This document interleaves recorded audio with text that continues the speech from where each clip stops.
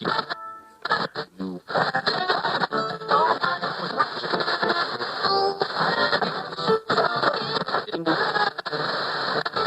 that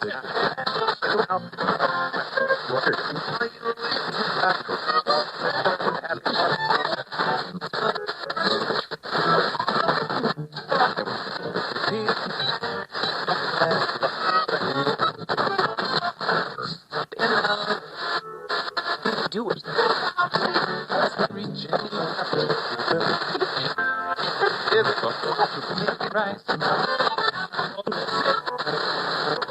Burger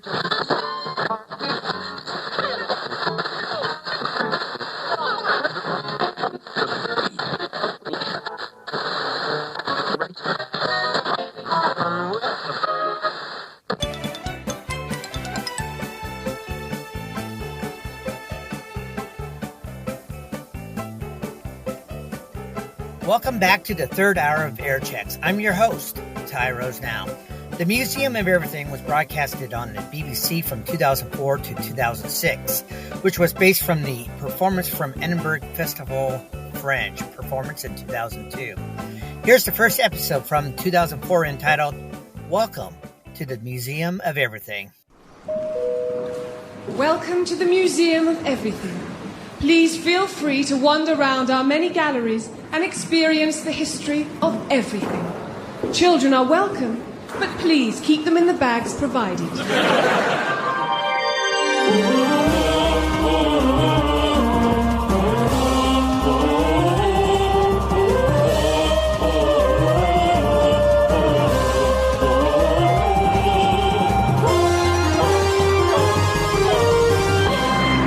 The Museum of Everything. Okay, cheers and thanks and cheers. Okay, cheers, thanks, cheers. Thanks, cheers. Well, I hope you've been enjoying your visit with us here today. Later on, you'll be able to visit our gift shop. And while in the Gift shop, you will, of course, be able to buy a range of items, such as novelty pencil sharpeners, leather bookmarks, fudge in the shape of Jane Austen, and, of course, souvenir spoons. if you're mental. Now, if you do buy a souvenir spoon, remember they are purely a collector's item. Do not use them to stir any hot beverage. The chemical reaction is instantaneous. You will not get clear. So, just to recap, these souvenir spoons are ornamental and For the mental. Now, ladies and gentlemen, the curator has asked us to strap you on to this audiovisual ride. An audiovisual ride which has been rather expensive to install. Some would say it's taking food out of the mouths of Guide's children. Not us. At least not while we're wearing these uniforms. Come 5:30, maroon jumper comes off, our time's our own. We speak as we find. So if you're all strapped on, please keep your hands inside the car at all times. Or you may find your hands permanently outside the car as they are torn off. That may seem harsh, but rules are rules. As the ride begins, you may feel a small jolt of excitement. But don't worry, this will not last. So I'll just press the button and we can all start having some educational fun.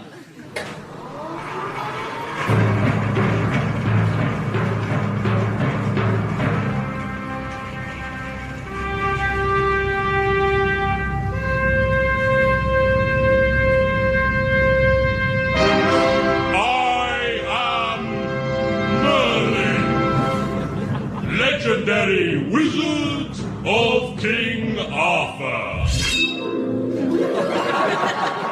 Since the dawn of time, man has dreamt of wicker. Wicker, the stuff of legends and baskets. So come with me now as I part the mists of time and we journey through 2,000 years of history. This is the story of wicker. It is Roman times, and Britain falls beneath the might of the legions. The invaders bring with them aqueducts, straight roads, and many things of beauty. Oi, Roman, Yes, Celt? what's that thing you got there? It's wicker, Celt. Oh, isn't it lovely? And thus began man's love of wicker.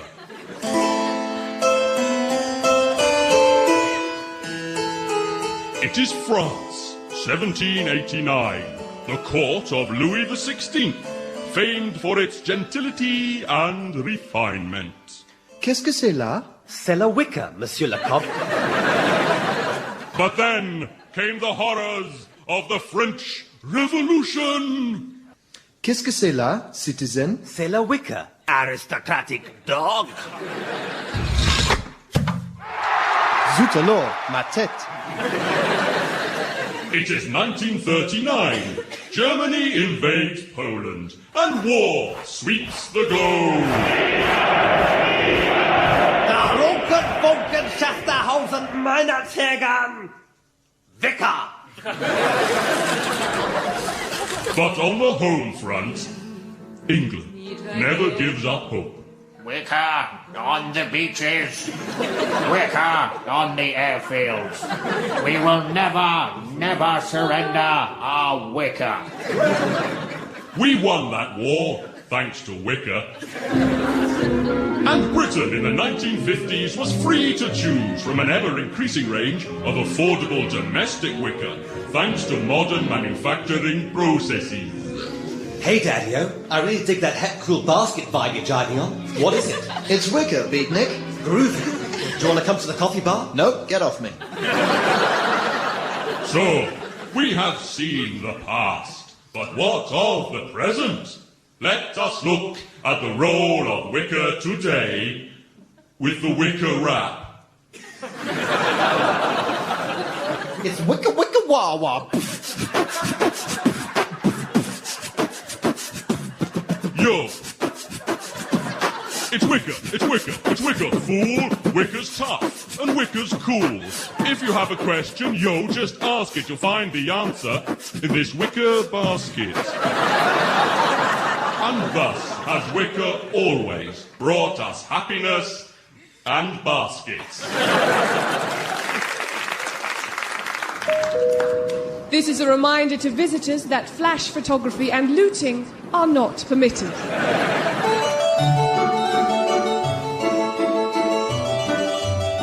Which was left to the estate by the late Marquis of Horsham, along with 20 hair-coursing dogs, a clay merkin rack, and a virulent strain of syphilis which remains in the family to this day. Now this is the please don't touch those. The house may be open to the public, but it is still a private home. I don't know what you do in Tokyo, but I'm afraid here it's no touchy-touchy. Thank you. Now here you can see the Rubens, which Henry VIII famously shat on. You can still see some detailing there. And over here is the room where legend has it that Lady Jane Grey was sodomized by a furious Lord Darnley after a misunderstanding over a posset and a blister pipe. Please don't leave fingerprints on the woodwork. Now, many of you who know Bagshot Grange will, of course, know that the 4th Earl actually extended the house by putting 2 new wings on it. He was, of course, unable to make it fly, and later died of frustration and madness. Now, following me into the library, many of these objects hold a great deal of sentimental attachment for me personally. In this cupboard, I can show you one that doesn't. Hello? It's my husband, Geoffrey. And his bloody wheelchair. Say hello, Geoffrey. Hello, Geoffrey. Dignity, Geoffrey, dignity. Have you made toilet? Not yet, dear, no. Geoffrey, incidentally, ladies and gentlemen, is the reason you are all allowed into my home today. No, it's not a good thing. You see, the house has been handed down through my family quite happily for the past 600 years. That is until Geoffrey here decided to invest us in Lloyd's Underwriters. from which we did very nicely for a time, hence the 32-ton bronze giraffe you may have noticed in the driveway. I'm afraid they've taken it, dear. Oh, bloody bailiffs. Oh, cheer up, old thing. At least we've got each other. Do you know, Geoffrey, for a useless, degenerate cripple, you really can be very cruel. Now, it was during the 1990s that our fortunes with Lloyd's began to take a turn for the worse, didn't they, Geoffrey? Yes, turn for the worse. Now, this is due, and I'm not afraid to say this, despite modern political correctness and Tony Blair's extreme left-wing socialist dictatorship under which we are forced to live.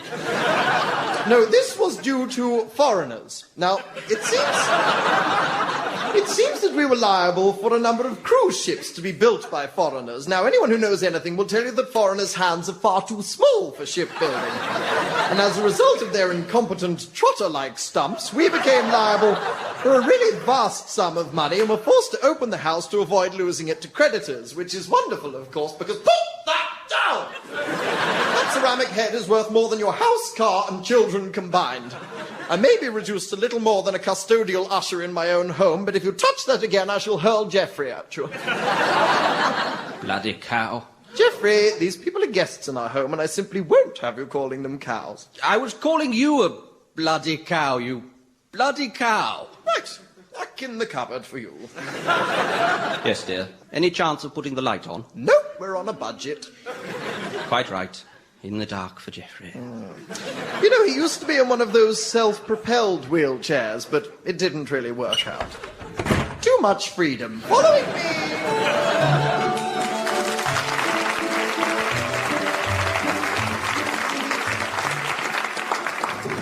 Now then, let's have a look at these. What's that, Daddy? That's a milking stool. And what's that? It's a plough. Oh, you're so clever, Daddy. And what's that? Well, that's a good question. It's, Okay, you can do this. It's fine. Just read the label. Well, obviously it's a... Oh no, there's no label. What is it? Oh, think, you idiot. He's looking at you. Oh, why didn't you concentrate more in school, you spanner? You do know, don't you, Daddy? Of course, I was just waiting to see if you knew.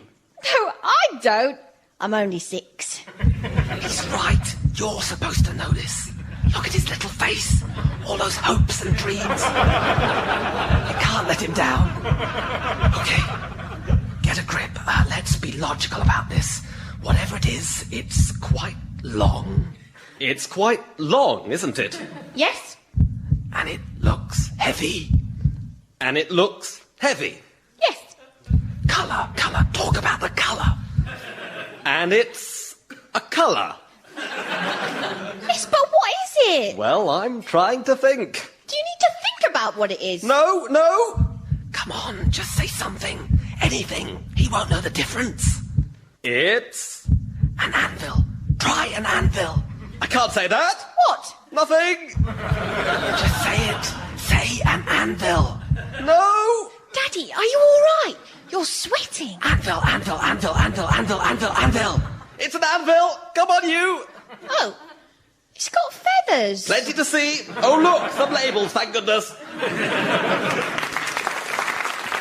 Hey, kids, who wants to go to Disneyland Paris? No. Who wants to go to Alton Towers? Alton Towers is minging. All right, who wants to go to Badgerland? Yay! There's millions of badgers all under one roof. It's called Badgerland, Badgerland, Badgerland. If it's aggressive, unhygienic, tuberculosis-ridden vermin you want, then come to Badgerland. We've got the stripy beggars coming out of our ears. Don't let the kids badger you, badger them. At Badgerland, just off the M3 between Wootton Bassett and Courtney Cox Arquette. Touch badgers. Love badgers. Badgerland. Oh, touch my badger.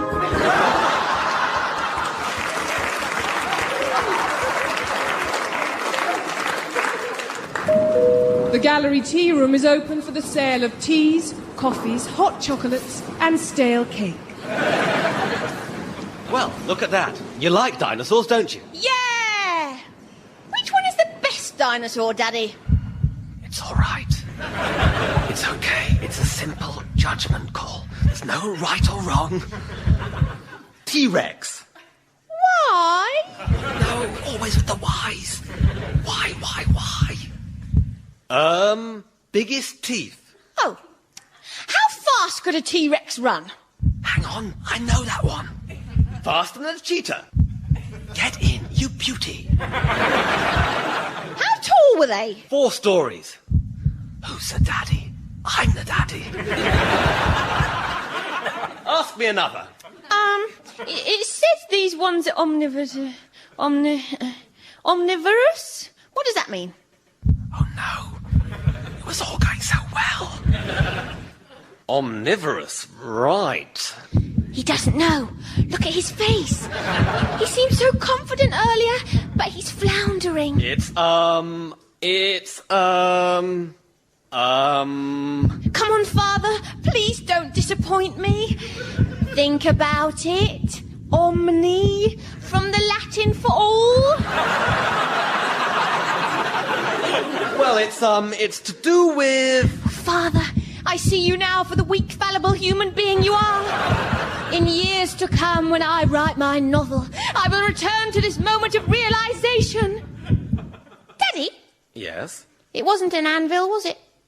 No. I don't mind, you know. It's just it did have feathers. And a beak.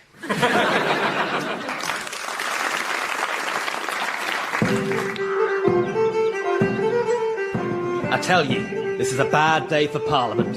For if the King should reach Oxford with his forces, then shall Master Cromwell be brought to battle greatly weakened. And Man U's up for the double. Can you stop spoiling it? Sorry, I'm new. This is my first sealed, not fighty thing. I was just trying to make small talk. You know. Well, you've got to do it in context, haven't you? You know what Master Proctor's like? I know not what thee talk of, young master. Is this some fresh papist plot? You see, you've set him right off now. Sorry. So, what do you do? I have the honour of trailing musket in Sir Colin Fairfax's regiment of foot. And in ye real life? I doth design websites. And, Master Proctor, what is it that doth employeth thee? I serve my lord in the pushing of pike. What, you sell fish? No. Oh, the pike, yeah. And what earth shall thee go back to once this terrible war is endeth? You know, like after the bank holiday. I shall lay aside my musket and turn my sword to ploughshares. He's branch manager for Dulcis. Area manager. Sorry. Area manager. Thank you. Crikey, almost time for the battle. What devil's bracelet be that upon thy wrist? It's a Casio diver's watch, good for up to 200 metres depth, I understand. Oh, Keith, it's hardly historically accurate. Sorry, I thought it'd be useful to time the cavalry charge. Forgot to take it off. Is there someone looking after valuables? Give it to the quartermaster. And where's he? Oh, where beeth he? The quartermaster be yonder. See, the cavalier. What, the fellow on the horse? No, the red card of Vauxhall Cavalier. Right. Backeth in ye second. Anyone want anything from the beer tent? Aye. A pot of ale to drink Parliament's health would wash the dust of the trail from my mouth. And I shall drink to a free England and a dead king. Right, 2 pints of Stella and a watermelon breezer. Back in a moment. So, Master Proctor, how goes it with thee? Brenda hath taken the kids. Right. Is this part of your backstory? No, she really hath left me. Gone to her mother's. Oh, sorry. Sorry enough. Back again. Sorry, they'd run out of pewter tankards, so it's plastic glasses. Not very authentic. What devilment be this about thy ears? Oh, Keith, are you listening to a Walkman? It's all right, it's the levellers. Put it away. You're upsetting Master Proctor. Yeah. No, sorry. So, what's it like to go into battle then? I mean, is it a laugh? War is a wicked mistress, Master Keith. To see the face of a man impaled upon thy pike. Yeah, it doesn't actually happen, though, does it? Well, actually, there was an accident last time. Master Proctor is currently under investigation. By the king. Well, by the safety committee. Yeah. And the police. Yeah. Oh, He. It's not me. I fear that beeth me. Hello? Brenda. It beeth not a good time. I'm fighting the king. Yes, again. Beeth like that, then. It was Cromwell.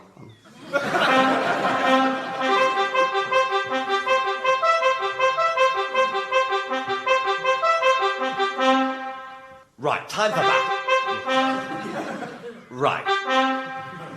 Right, that is us. Come on! Oh, and Master Keith, a word of warning. Keep a wary eye upon the musketeers with the red sash. Why? They're city analysts. Bunch of tossers. Death to the king!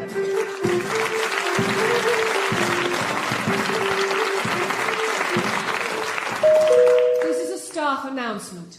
Will the woman who does the announcements please... Oh, that's for me. And that is an 1803 India pattern Brown Bess musket. Wow, you're really clever, Daddy. Cooking with gas, liking those labels, we're good to go. Daddy, what sort of guns did Napoleon's team have? Oh, Lord, you don't know this one. There's no labels to help. Quick, pull him off. Do you need to go to the loo? No? Are you sure? Good. I'll just go and find out where they are. Excuse me? Yes, sir? Could you tell me where the toilets are? Toilets, certainly, sir. Oh. Come on. You should know this, George. You've worked here 14 years. You must have been for a pee. Where did you go? Just over there, sir. That's a mummy's sarcophagus. Oh, well done, Daddy. That's right. Mummies or daddies. It's unisex. Glad to be of help, sir. Now, quick as you like, ladies and gentlemen, boys and girls, you are about to reach the final and most horrific part of the museum. But before the gift shop... You must pass through the Chamber of Horrors. I warn you, it is quite frightening. So those of you with a nervous disposition... Watch out! We always do that. Bit of a laugh. Except that one time. In you go.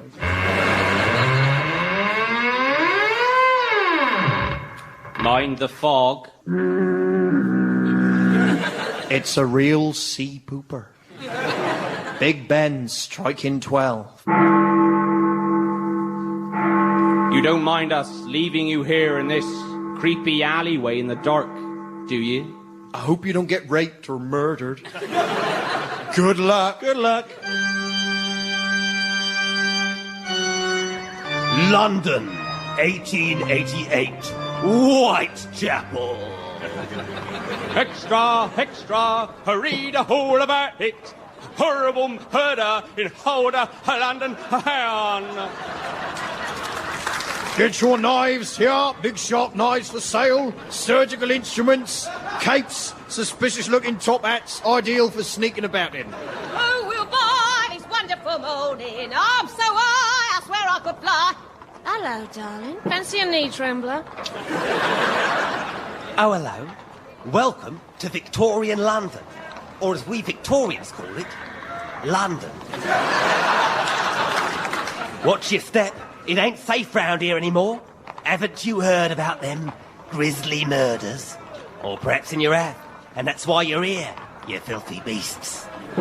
Well, keep your mince pies peeled and look out for clues, because in the next 5 minutes, we are going to solve the mystery of Jack the Whipper. The management reserve the right not to solve the mystery. Papa, that's how it goes. Well, who's this? If it ain't Mary Ann Nichols. Watch out. Oh, hello, boys and girls, dads and mums. My name's Mary. I'm a streetwalker. That's an old-fashioned word for prostitute. Life is hard for such as I. There ain't no telephone boxes or newsagents' windows what to advertise in Victorian London. I have to do me business up against a wall in an alley. You will warn me if anyone tries to cut me guts out, won't you? Here!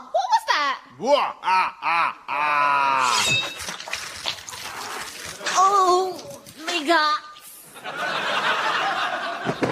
So, there you go. The first victim of Jack the Whipper. Jackie boy cut her up good and proper.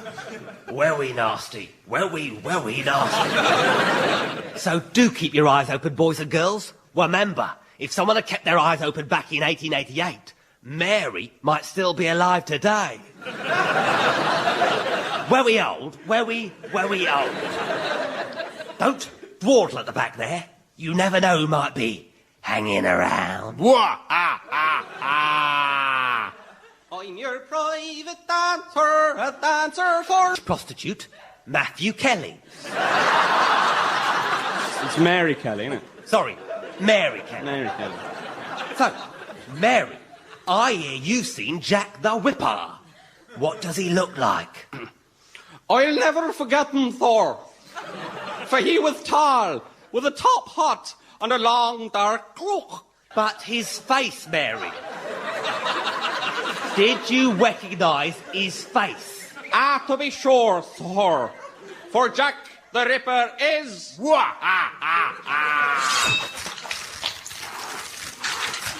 Oh, be Jesus, me guts. Oh, he's too quick for us, ladies and gents. Jackie boy has gone again into the Whitechapel night. His identity has remained a mystery for over 100 years. Until now. It's time to examine the Whipper suspects. Could it have been witty gay Oscar Wilde? Grumpy monarch Queen Victoria? Well-known drug addict Sherlock Holmes? Or Fagin from Oliver? Bill, I never touched the bill. Dodger, come here. No. We may never know the truth.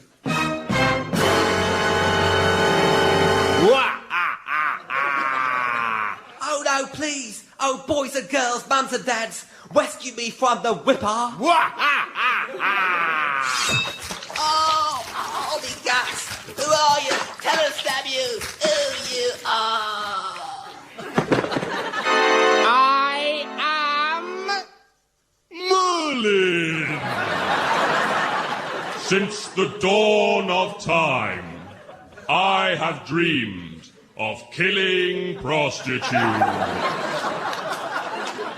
The museum's closing now, so hurry up and don't forget to visit the gift shop. Or I'll kill you too. Bye-bye!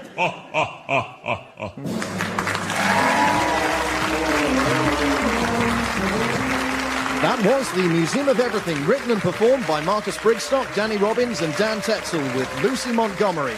Original music by Dominic Haslam and Ben Walker. The producer was Alex Walsh-Taylor.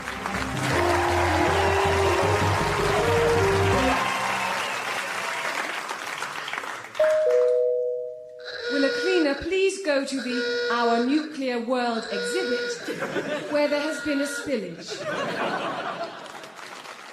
That was the first episode of the Museum of Everything. Now let's go into the first two episodes of the News at Bedtime.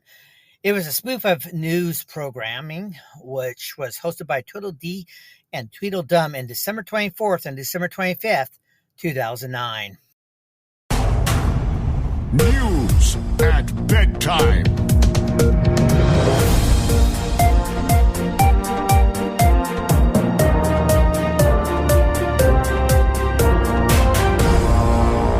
This is the News at Bedtime with me, John Tweedledum. And me, Jim Tweedledee. Stories this bedtime.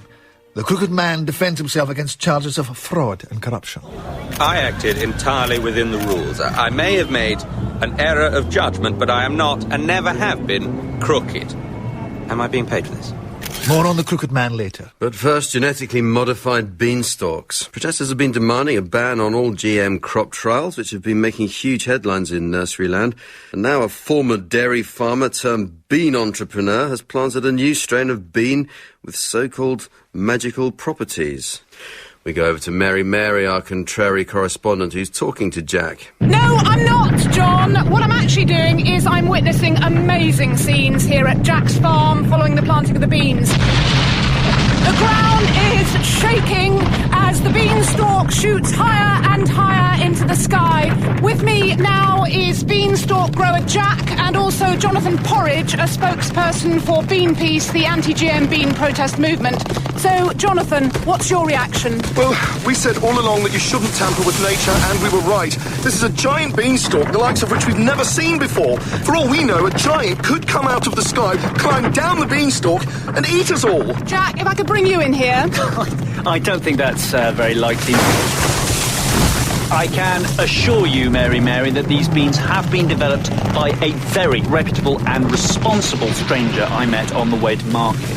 So how important is it to you that this crop trial should prove successful? How much money have you got invested in it? Well, no money as such. I exchanged the beans for cacao, but in an ideal world I am looking for a substantial return on this investment because my mother is not entirely happy with the nature of the transaction. He's a very stupid and lazy boy. Ow! Get off, Mum! A final word from Bean Peace. You can see these beans are already causing violence and physical injury. Back to you in the studio, John. Thank you, Mary, our contrary correspondent, who'll be keeping us updated of any further developments. It is now 4.5 months since the tragic death in Neverland of the 50-year-old little boy who never grew up, Peter Pan. At the time, there was a huge outpouring of grief, and here at News at Bedtime, we are celebrating this anniversary with a look back at his controversial life. Earlier this week, I flew over to Neverland to talk to his friends and fans. And do a bit of shopping, catch a show and hit the beach. Here in the hot climes of balmy Neverland, the fans keep a round-the-clock vigil. Some stand dressed as a hero, wearing green tights, others sporting the trademark hat with a feather. Excuse me, sir, how were you affected by Peter's death? Peter is not dead. He is alive and living with Elvis on the moon. To try to understand the real Peter Pan, I spoke to his long-term friend, Wendy Broklovich, formerly Wendy Hackenbacker, formerly Wendy Burton, formerly Wendy Yamamoto, formerly Wendy Countess of Saxe-Coburg, formerly Wendy Burton again, and of course, originally Wendy Darling, now 75. People do go on about Peter being a bit wacko, having cosmetic surgery on his shadow and that sort of thing. But hey, this is Neverland. This is where dreams come true. Sure. As for Peter hanging around nurseries and taking people's children, well, I think it's time to forget all that Lost Boys stuff and remember instead the pleasure he gave us all by flying around, fighting Captain Hook, and moonwalking the plank. Are you married, Jim? To my job. You're not bad looking for a fat boy.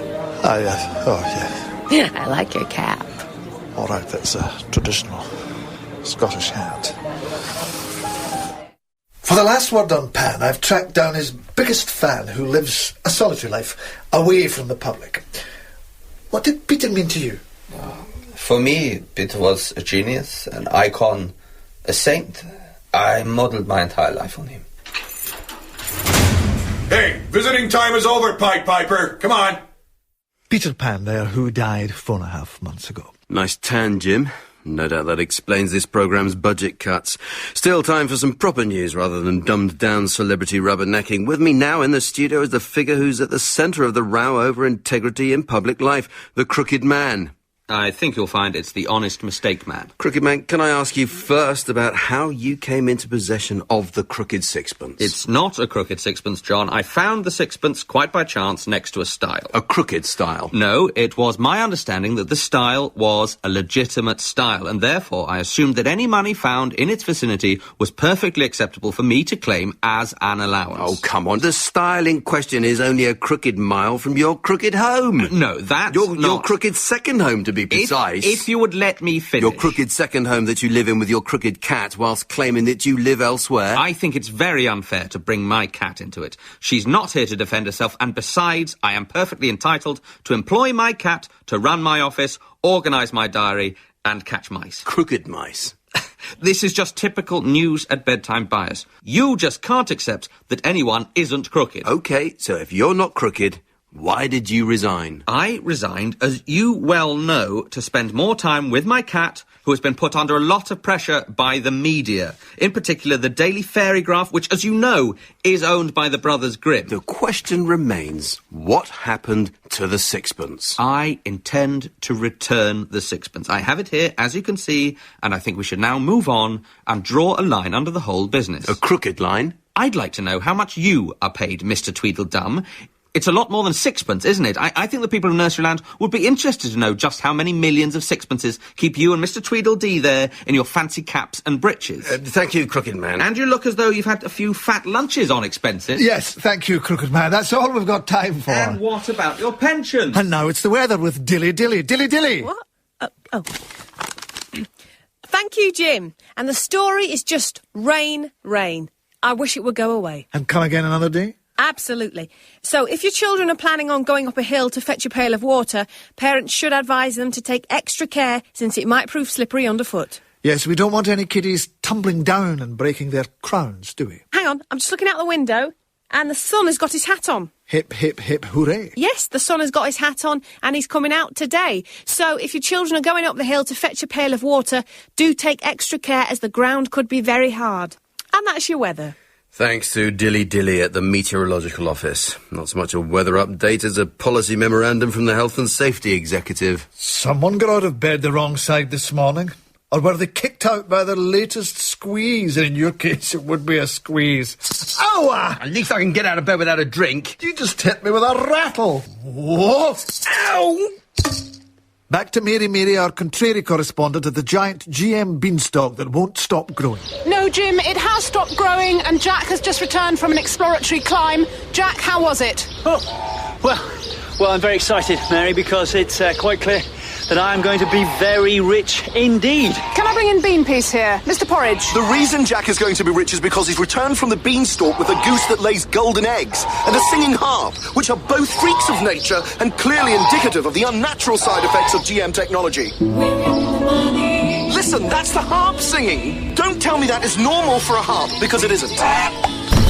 And don't tell me that you can eat that goose egg. It must be 24-karat gold. Jack, he's got a point, surely. No, what Bean Piece have totally ignored is the long-term benefits of the beanstalk to the developing world. A single bean, which is about the size of a piano, could feed a poor family for a month. Don't tell me you care about the poor, Jack. This is all about corporate greed at the expense of environmental vandalism. There's another one! My Jack is a very clever boy. Leave him alone. Ow! This whole thing is turning into a pantomime, and not even a good one. Oh, no, it isn't. Oh, yes, it is. And with the violence here escalating, I'm handing you back to the studio. Oh, Jim. yes, it is. Oh, no. And now, thought for the day with Peter Rabbi. Peter, this isn't going to be one of your depressing thoughts, is it? Of course not, Jim. But, you know, all this talk of golden eggs reminds me of a friend of my mother's, Jemima Puddle Duck. Now, Jemima was a lovely old thing, but not the brightest duck in the puddle. And she had some lovely eggs, which she was hatching. And one day, Mr. Fox strolled by and offered to look after her eggs whilst she had a break. And you know what happened? Mr. Fox ate all the eggs in a savage frenzy of carnal slaughter and infanticide, which certainly makes you think, doesn't it? Isn't nature wonderful? Thanks, Peter, and now it's time for a drink. Oh, that's good. In a social way, now news of the return of the hit TV reality show starting next week on Channel 4, Knock on the Door. Yes, we're back! I'm Snow White and this is Small Brother, the show where 7 random dwarfs are shut up together in a cottage in the forest. It's day 15 in the Small Brother house and tensions are beginning to rise. Grumpy is grumpy with Dopey. Happy tries to act as peacemaker. I know, let's all whistle while we work. I said shut it, you bearded short ass. Happy isn't happy with Grumpy's attitude. He goes into the diary room. Grumpy is only picking on Dopey because he's got learning difficulties, and that's not his fault, it's bullying. And I'm not allowed to sing or whistle. I'm just can't see why everyone can't be happy.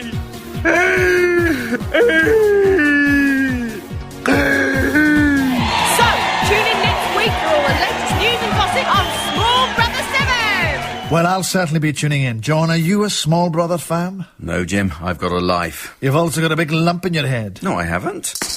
Ow! You have now. Sorry, we seem to have lost John for a minute there, so let's have a time check. It's tick-tock, catch a squirrel in half a minute, grab a sack and stick him in it. Now, education. Oh, you're back. Thought you were a bit rattled there for a minute. Ow! And there's plenty more rattle where that came from, OK? That hurt. Now, education. That was my bit! Education and the vexed issue of music lessons. Are there enough competent tutors, and is the pressure on them too great? Joining me down the line is one such tutor. Hello, Jim. Tell me about the difficulties of being a tutor who toots a flute. Well, it's funny you should ask, because I try and tutor 2 tutors to toot, and the other day the 2 flute tutees said to me as their tutor, is it harder to toot or to tutor 2 tutors to toot? And is it? Well, I'm not sure. Fascinating. Thanks for the flute tutor who tutors 2 tutors to toot. And as far Sorry as... to interrupt you, Jim, but we're going over live to Mary Mary, our contrary correspondent at the Beanstalk.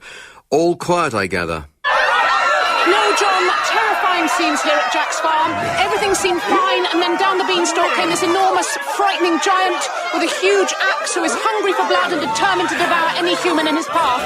Bean Piece's worst fears have come true. Jack is attempting to cut down the beanstalk and bring the giant down with it.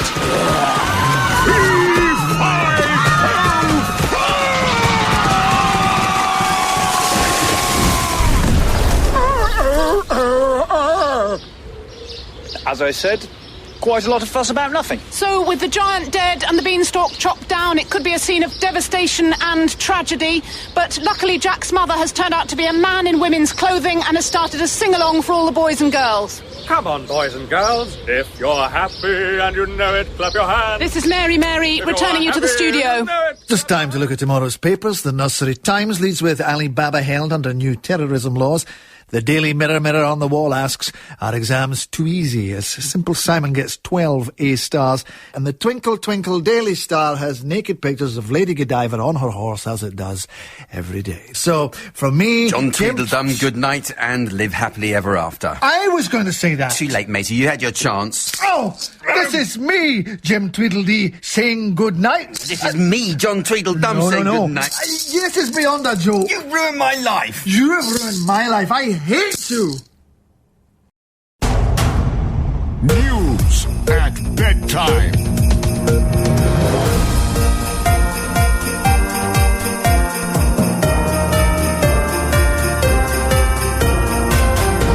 This is the news at bedtime with me, John Tweedledum. And me, Jim Tweedledee, wishing you a happy Christmas. Stories this festive bedtime, the bleak midwinter of discontent. Did Santa's on-off strike ruin your Christmas? Were your presents delivered on time? And if so, were they the right presents? All I wanted was a Satsuma, and instead I got a drum kit. I think Santa's rubbish. Also coming up, the snowman. Should he be taking small boys flying to the North Pole? But first, since it's Christmas, John, I've bought you a present. Oh, goody. What is it? It's a new rattle. It's just what I wanted. Let's see if it works. Ow! Thanks, Jim. That hurt. Now, everyone knows that Christmas can be a very difficult time, particularly for relationships. Too right, fat boy. Tonight we're looking at the problem of Yuletide stress syndrome, and we're going over live to Mary Mary, our contrary correspondent, who is at the scene of a typical festive domestic incident. Mary Mary, happy Christmas. No, it isn't, John. Particularly not for the couple I'm talking to, who have seen their Christmas day of joy turn into a living nightmare. Mrs. Truelove, how did this row start? Well, on the first day of Christmas, Mr. Truelove sent to me a partridge in a pear tree. And that's not what you wanted? No, I wanted a tease made. So what was your response to that, Mr. Truelove? Well, I was disappointed, so to make amends, on the second day of Christmas I sent her 2 turtle doves and another partridge in a pear tree.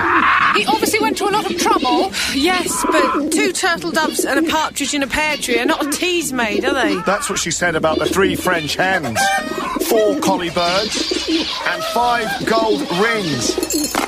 5 gold rings. Very generous. Apparently not. On the 5th day of Christmas, my true love said to me, "What bit of I want a tease made don't you understand?" So what happened then? Oh, well, as you can hear...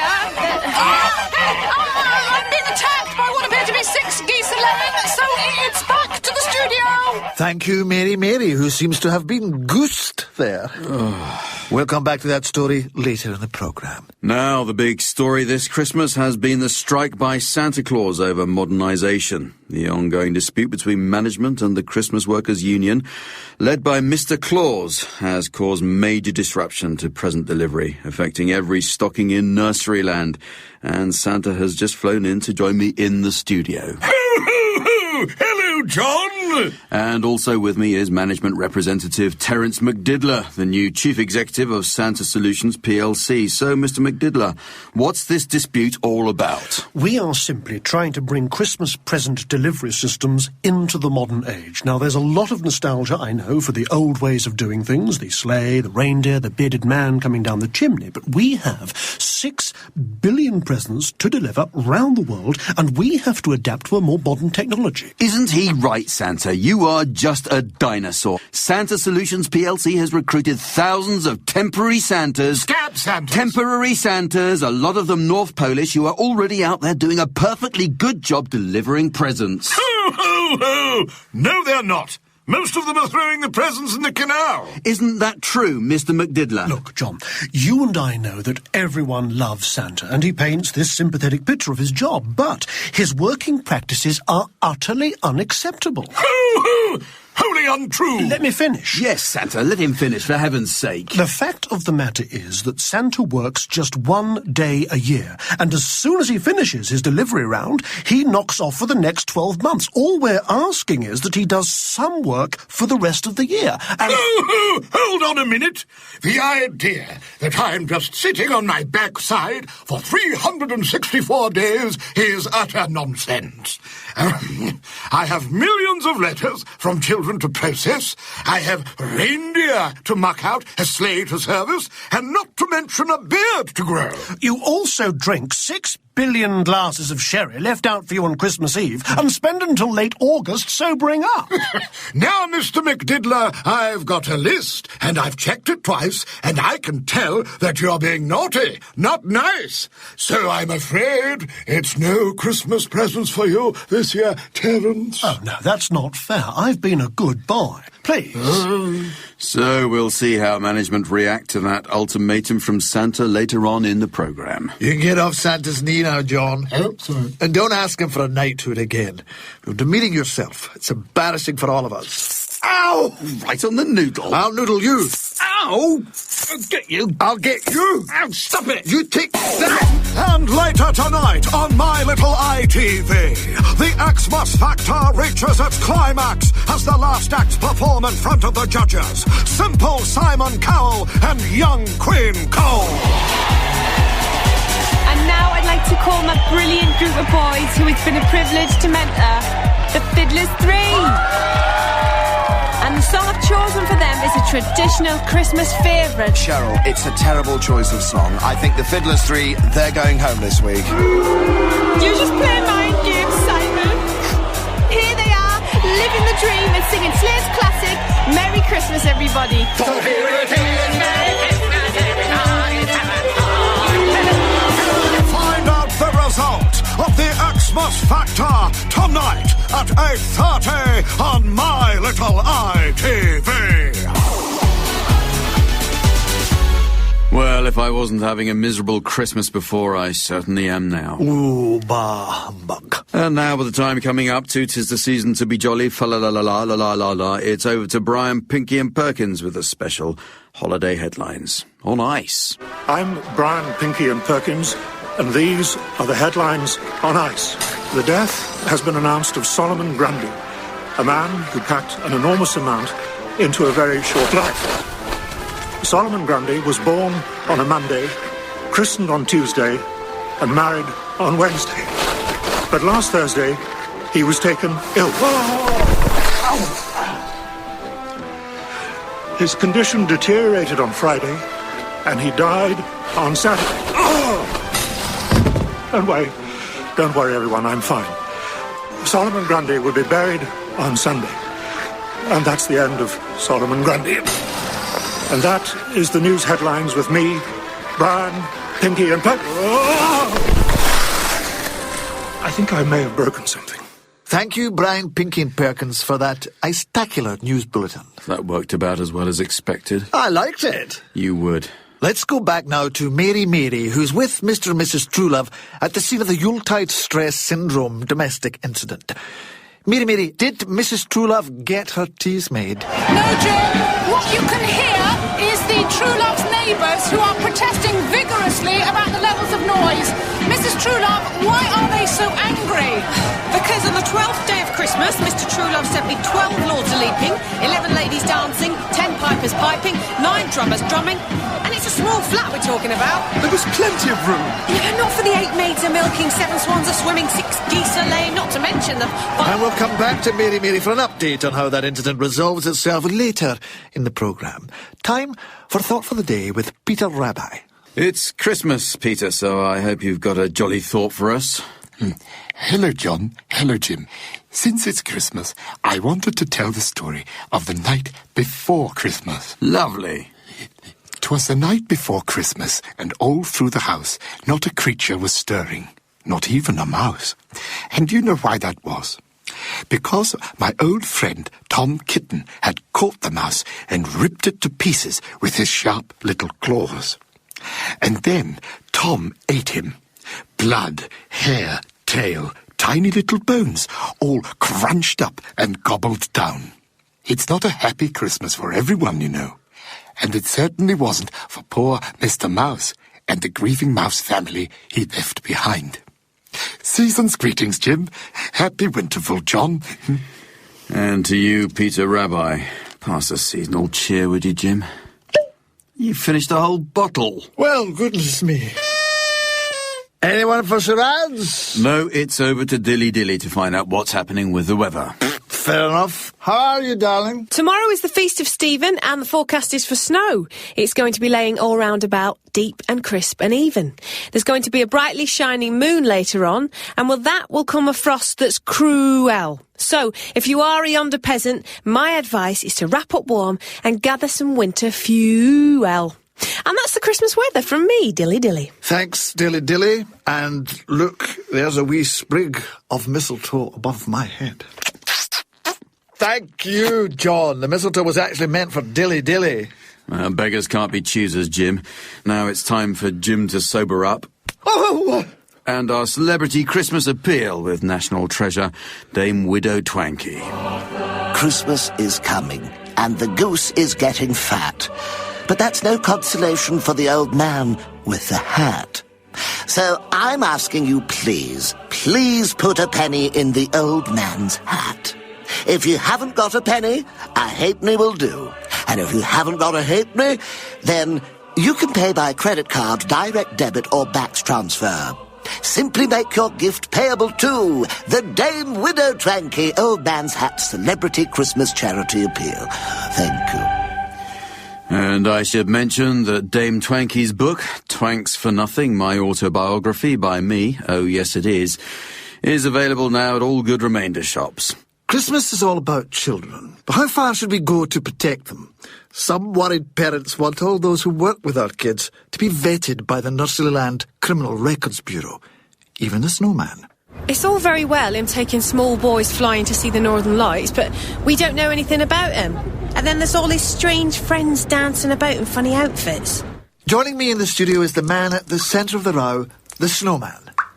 So, snowman, you think it's acceptable to take a child off in the middle of the night to walk in the air, i.e. fly unaccompanied, without any checks on your background or qualifications? I take it that's a yes. Oh, no, can someone turn the heating down? His head's falling off. There goes the carrot nose. Now his eyes have popped out. John, help me get him back into the fridge. Classic radio there with our non-speaking guest. And now it's back to Mary, our contrary correspondent at that Yuletide present domestic row. Mary, can you hear me? No, John, it's getting pretty loud here. The noise abatement officers have issued a summons to stop the drummers drumming and the pipers piping. The RSPCA are removing the 8 maids a-milking and the enormous collection of bird life. And Yes, the police have arrived to investigate the Lords of Leaping for claiming the True Love's flat as their second home. Mr. True Love, after all that wasted effort, all those pointless, unwanted gifts, what do you hope to get for Christmas? A divorce. My lawyers tell me that she'll get the lot. You mean the... Yes, the 12 lords are leaping, 11 ladies dancing, 10 pipers piping, 9 drummers drumming, 8 maids are milking, 7 swans are swimming, 6 geese are laying, 5 gold rings, 4 collie birds, 3 French hens, 2 turtle doves, and a partridge in a pear tree. Thanks, Mary Mary. A sad story about the stress that Christmas can cause. So, just time to look at tomorrow's papers. The Nursery Times leads with My Shiny Red-Nosed Shame Repentant Rudolph Goes into Rehab. A Daily Fairy Graph has I Slept My Way to Top of Tree Confesses Christmas Fairy. And the Twinkle Twinkle Daily Star has more naked pictures of Lady Godiva on a horse wearing nothing but a party hat and looking rather cold. And news is just coming in of a breakthrough in the dispute between Santa and the North Pole management. Mr. Claus and Mr. McDiddler have just issued the following statement. After full and frank negotiations, I am pleased to announce that Santa can carry on in his job on whatever terms he likes. Mr. Claus is delighted with this agreement, and I am delighted with my new train set, which is fantastic. It's the Flying Scotsman locomotive with 2 LNER composite coaches. Wow. Thank you, Santa. My pleasure, little Terence. Hoo, hoo, hoo! It just remains for me to say this is John Tweedledum. Hang on, aren't you forgetting something? What? My Christmas present. Oh, sorry. Nearly forgot. Here you are. Oh! Happy Christmas. That was the first 2 episodes of News at Bedtime, which was originally broadcasted on the BBC on December 24th and December 25th, 2009. Well, that's it for the episode 5 of Air Checks. Tune in tomorrow for episode 6. Air Checks is a 3-hour podcast on every Saturday and Sunday. See you on the same time and the same channel.